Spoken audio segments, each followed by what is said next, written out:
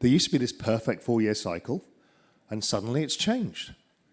Liquidity is coming back to the market slowly, and that is what we need to talk about, because there are some things happening coming from the US Fed right now that we should know about. So, good morning everyone. It's a Patient Hodler coming at you with a little bit of a different morning coffee update here straight from the kitchen. Coffee is locked and loaded as always, and let's talk about what is going on. So the Fed has lowered 2 days ago the interest rate, the guiding interest rate by 25 basis points, and therefore confirmed the easing path. The markets liked this, but of course on the other side we have the US president saying it should have been at least a 50 basis point cut, and that is way too slow, and that Jerome Powell is way too late, and so on. The typical speech. Now, he doesn't have to wait much longer, because Jerome Powell is going to be replaced by a Fed chair of Donald Trump's choice very, very soon, in May already. And but until then, the policy of the Fed is going to prevail. But there's something else happening right now, and that is that the Fed did this although the numbers were not out because of the government shutdown. You remember, from November until December, I think it was end of October or something, throughout the entire November into December, we had the government shutdown, the longest ever in history. And during that, a lot of data was either lagging super behind or wasn't presented at all. So basically the Fed did those decisions without having the full picture and the full data, which adds a little bit to uncertainty. Markets hate uncertainty, so markets don't really react well to that. Now, another thing is that, which we are seeing now, is that today, Friday, the 12th of December, the Fed is starting to buy 40 billions in treasury bills each month. That is at least the plan. It could increase, it could be held stable, but we need to know a little bit what it is, because apparently there is a difference between treasury bills and treasury coupons. And I mean, I'm from Germany, so for me that is not so relevant, but in the US apparently it is. So as far as I understand it, and the US citizens correct me if I'm wrong, but if you're buying treasury bills, you're basically buying at a fixed value, and then at maturity, so let's say you buy a 3-month T-bill, you buy it for $9,800, and then at maturity, 3 months later, you get $10,000 back, and the difference is basically your profit.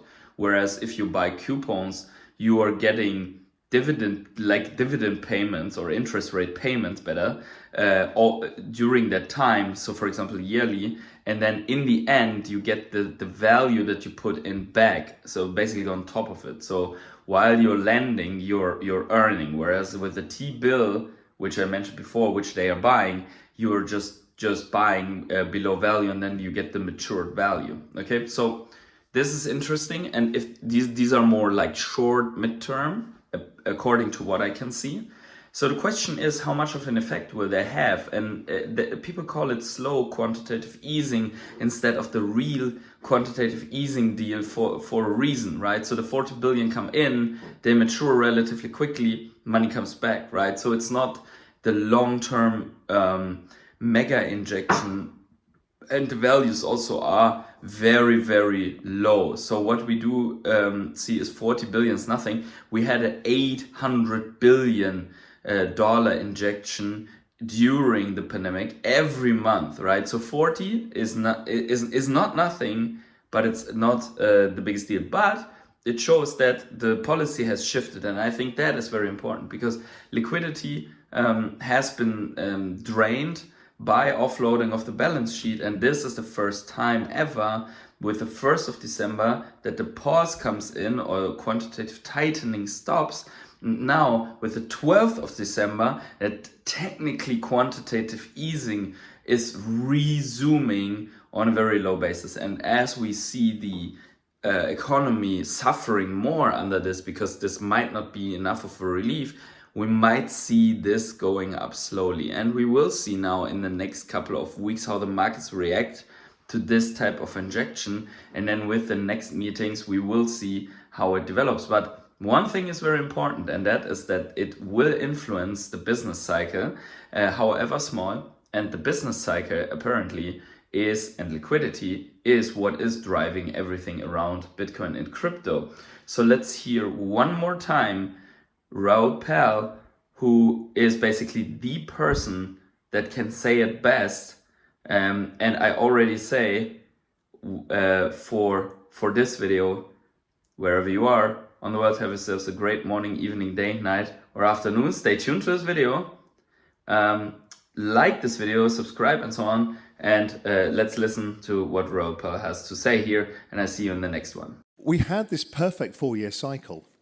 And this is where everybody's scratching their heads right now is, what the hell's going on? Has the cycle finished? That's the big question everyone debates all day. And for me, you can see what's happened here. There used to be this perfect 4-year cycle, and suddenly it's changed. Well, what happened here is we've added an extra year.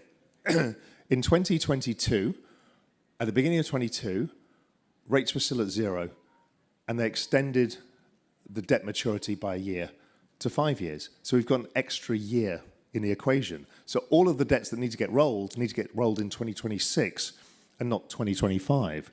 So that's why we've had less liquidity than we've expected at this point.